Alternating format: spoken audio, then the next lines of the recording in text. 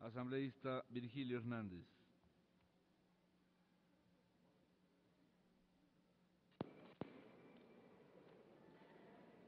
Colegas asambleístas, presidente, colegas asambleístas, tengo a veces la preocupación que los debates en el seno de la Asamblea se vuelvan inútiles porque ya no tenemos capacidad de escucharnos ni la posibilidad de que efectivamente sean los argumentos los que prevalezcan.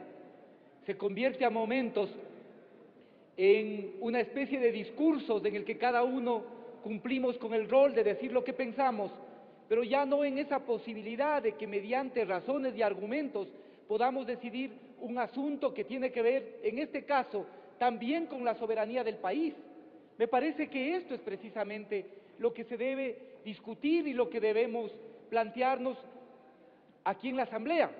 Por lo tanto, yo quiero hacer ese ejercicio y sobre todo aquellos asambleístas que no están haciendo una reflexión ideológica, sino que están efectivamente pensando en el bien del país, podamos llenarnos de argumentos respecto de la firma y de la ratificación de este convenio.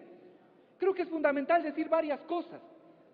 Primero, aquí se ha hablado de que con esto se vulneraría la soberanía y la autodeterminación, cuando precisamente es un ejercicio de soberanía y de autodeterminación, esa posibilidad de autogobernarnos y por lo tanto establecer acuerdos de cooperación que permitan, en este caso, una colaboración técnico-militar entre las Fuerzas Armadas de Ecuador y las Fuerzas Armadas de Venezuela. ¿En el marco de qué? En el marco de lo que está presente y está determinado en ese convenio. Obviamente que nuestro objetivo y nuestra mirada mayor es la UNASUR. Obviamente que ese es el papel y el objetivo de los procesos de integración latinoamericana, pero eso no obsta a que podamos efectivamente también establecer acuerdos bilaterales como el que se está planteando ahora para el caso de Venezuela. Segundo, aquí se ha planteado que avanzar en la integración latinoamericana tendría esa posibilidad, o que aquí se ha señalado, de dependencia. Miren, colegas asambleístas, y aquí hay personas expertas en este tema, no vamos a avanzar en la unidad latinoamericana si no somos capaces de discutir con madurez algunos aspectos que hasta ahora hacen imposible esa unidad. Si no somos capaces de discutir el tema energético, no va a haber unidad latinoamericana. Así es que no hay que asombrarse de los acuerdos con PDVSA o de los acuerdos que podamos hacer con Petrobras. Hay que ver en qué condiciones los hacemos. Pero si no resolvemos el problema energético, no avanzamos en la unidad latinoamericana.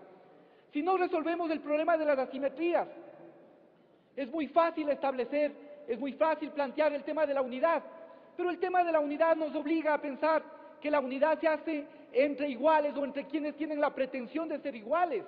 Por lo tanto, si no avanzamos en discutir las asimetrías y cómo resolvemos las asimetrías, no avanzamos en la unidad latinoamericana.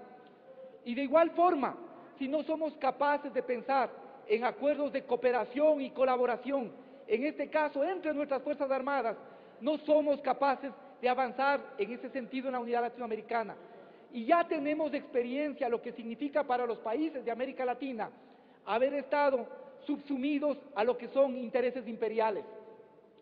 Creo que esto es fundamental que podamos discutir, y solo en esa perspectiva de la unidad latinoamericana y de resolver esos problemas que pueden ser álgidos es que podemos enfrentar este debate. Tengo una preocupación, colegas asambleístas. Cuidado con que aquí estamos haciendo un juego de espejos. Aquí ustedes ven la argumentación, es un juego de espejos. Se dice que el acuerdo técnico-militar con Venezuela es básicamente subordinarnos a la política del coronel Chávez, es subordinarnos a las orientaciones de Venezuela, es subordinarnos a la construcción del socialismo que quiere Chávez. Pero ese planteamiento que aparece como una endilgación ideológica no es al mismo tiempo un juego de espejos en el sentido que están planteando un posicionamiento político ideológico. ¿No es acaso básicamente cuando se hace ese argumento lo que en el fondo se está señalando es la intención de no incomodar a las fuerzas imperiales que ubican a Venezuela también como parte del eje del mal en el contexto latinoamericano? ¿No es un juego de espejos acaso lo que nos están planteando? Yo tengo mucho respeto y mucho aprecio por el legislador Paco Fierro, pero realmente me parece lamentable sus intervenciones en el seno de este pleno. Lamentable. La soberanía de un país no nos da para arrodillarnos ante nadie, ante nadie. La soberanía y la autodeterminación significan dignidad, y menos aún plantearnos como ejemplo de la democracia al gobierno de los Estados Unidos. Creo que es importante saber, con todo el respeto y la fraternidad, le digo, de cuando hablamos de un Estado democrático, ¿cuáles son las condiciones de esa democracia? No sé si se sabe, por ejemplo, que el votante promedio norteamericano es entre 45 y 50 años, sostenido por las iglesias conservadoras. No sé si se sabe que la democracia en los Estados Unidos funciona porque tiene partidos desideologizados, que se compran y se venden votos. Por eso el lobby es una institución en Norteamérica. No sé si se sabe, y no se puede decir lo que se dijo aquí, cuando hay denuncias de lo que ha hecho el ejército norteamericano en Afganistán o en Irak, o menos ponernos como sugerencia el establecimiento de Colombia y de un acuerdo en ese sentido con un país que el 1 de marzo bombardeó el Ecuador. Eso es muy delicado en el seno de esta asamblea. O miren, se pone aquí el tema de Colombia, pero no se dice que la propia Corte Constitucional Colombiana les dijo, las 7 bases no solo son un acuerdo de cooperación, es un convenio que obliga y que implica soberanía, por lo tanto tiene que ser decidido por el Congreso colombiano, y no les autorizó la suscripción, no como una simple ampliación de la colaboración militar. Estas cosas hay que decirlas con absoluto cuidado. Por eso yo señalo, cuando aquí se dice que esto nos subordina a una potencia, a un país, concretamente a Venezuela, lo que se está haciendo realmente es cuidando de no alejarnos de la gran potencia que podría tener algún recelo con la firma de este convenio técnico-militar, que como bien lo sabe el asambleísta Vladimir Vargas, porque estuve leyendo el informe, y él fue precisamente el que preguntó, ¿existe otro convenio marco de este tipo con otros países? ¿Con cuáles? ¿Existe otro convenio marco? Y le respondieron, también tenemos un convenio de entendimiento a nivel militar con Estados Unidos. Le respondieron, existen alrededor de 60 convenios similares con países de Europa, África, América y Asia. El aporte venezolano se ha instrumentado en la parte tecnológica, en el sistema de radares y en el intercambio académico.